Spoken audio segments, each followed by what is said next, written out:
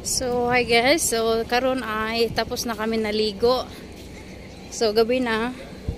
So, ayan na muna. Uwi na muna kami kasi may naiwan kami sa bahay. Nag-grill kami ng chicken at saka fish.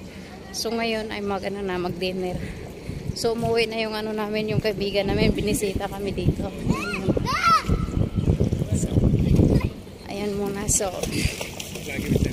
So, mamaya-maya, punta muna kami ng Almar dyan. Ayun.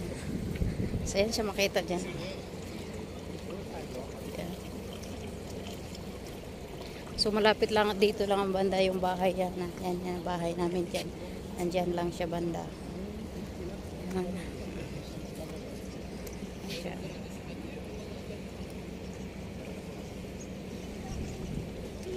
Dito, nagpicture lang. So, ayan na. Uwi na kami.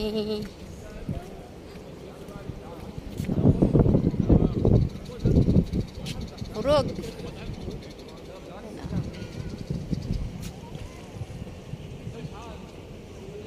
Ito sa hotel.